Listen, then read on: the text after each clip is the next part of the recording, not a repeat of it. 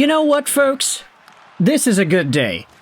I was complaining about the Vancouver Canucks and the Anaheim Ducks having a 1 p.m. PST scheduled game on a Saturday where there are 13 National Hockey League games, but the game is going on right now, and Vancouver's up 5-1 at the end of the first. So I'm feeling great.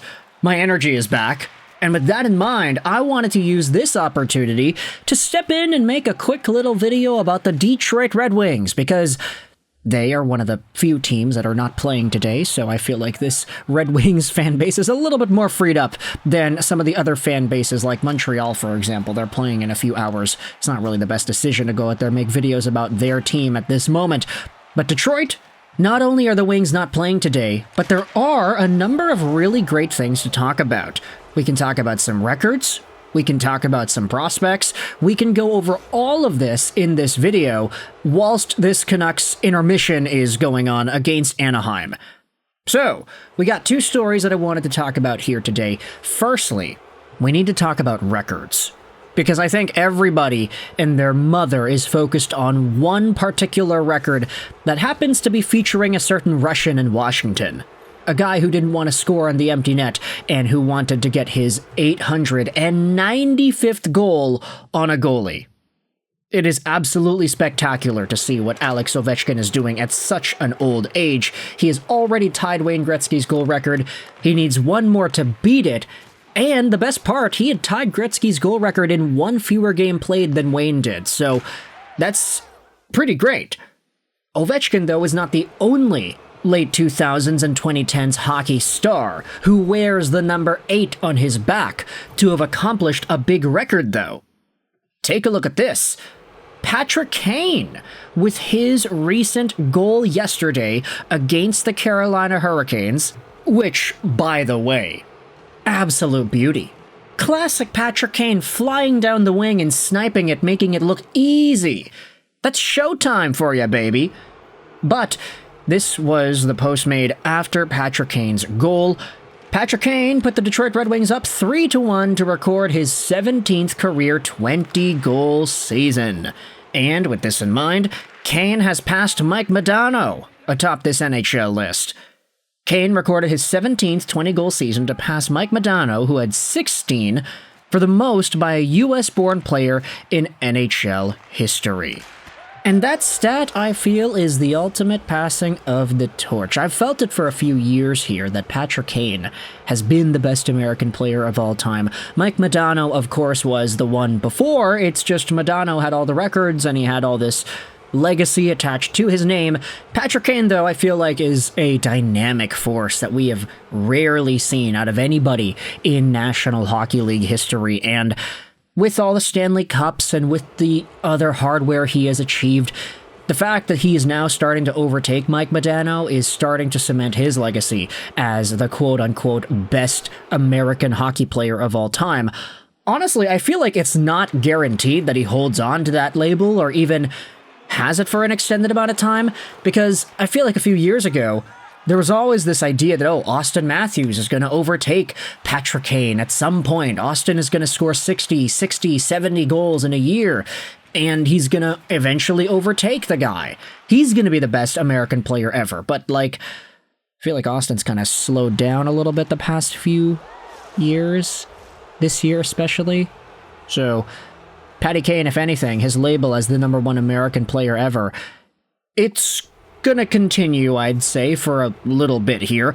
You could even debate that Mike Modano is still the best American player ever, but ultimately, the NHL Twitter account did tweet it out.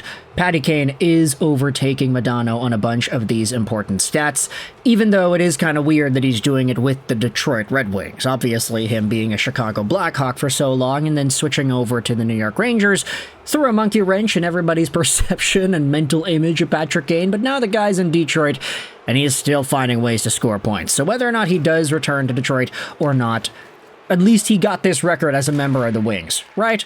That's fantastic. However, Patty Kane is not the only Red Wings prospect, who is breaking records. Take a look at this. Axel Sandin Pellikka in the SHL Playoffs has come off yet another impressive showcase for Skellefteå AIK. Skellefteå ended up defeating Färjestad 4-2 in their first-round series, and Axel Sandin Pellikka did score himself 4 points in the 6-game series. Now, sure, 3 of those points came in one game, but he did score himself another goal in the overtime thriller on Monday. Yesterday, though, playing off in the first-round series game against Brynäs IF, ASP scored an assist on the only goal scored by Skellefteå, putting his grand total of playoff production up to 5 points in 7 games. Now, that number might not stand out on the page as an extremely groundbreaking kind of number, 5 points in 7 games, but this is a tweet posted by Red Wings prospects with the assist that ASP scored.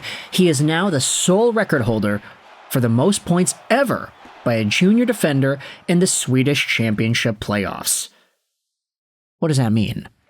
Well, you have to go back to last year, and you have to add the 7 points that ASP had in 14 games with Skellefteå in that playoff run. When you think about it, he was half a point a game last season. This year, he's at 5 points in 7 games, all in the playoffs, by the way, so this is really a showcase of him performing in the most important games of the year. And he is now the #1 point producer amongst all defenders who happen to be juniors in SHL history. Junior is U20, so if you go over to the SHL and you look at total summed up points, you'll see that ASP is above Sebastian Aho, who is #2. He had scored 11 points in 42 games. Adam Alquist, who played in 2009 to 2011, Rasmus Dahlin, Leon Bichel, a bunch of guys here that aren't really too notable. I mean, there are the odd names here and there towards the middle part of the list. Mo Seider, Jonas Brodin, Anton Johansson, Gustav Forsling even, so there are a bunch of dudes that are doing some good work here. Erik Karlsson, for example, when he was a junior player in the SHL, he only had 3 points in 17 playoff games, so ASP has totally blown that guy out of the water. But then again, you could say the same thing about most of these defenders. ASP, though, is #1, and he has a chance to build on this point production as the tournament continues. Obviously, Skellefteå losing their first game of the second round series is not great, but at the very least, there are a minimum of 3 games to go, so we'll see what happens with ASP. I'm not going out there and cheering for Skellefteå to lose, mostly because Axel Sandin Pellikka and Michael Bronseg-Nygård could join Grand Rapids immediately after, but there is something to play for here in the Swedish Hockey League playoffs, and ASP is exemplifying that tremendously. So let me know your thoughts in the comment section below about these 2 records being broken by Red Wings guys. Patrick Kane and his goal record for American guys overtaking 20-goal season scored by Mike Modano, and Axel Sandin Pellikka getting the most points by a junior in the SHL in playoff history, all time. Thoughts in the comment section below about these 2 stats. I hope you enjoyed this video. SHL 9, and bye.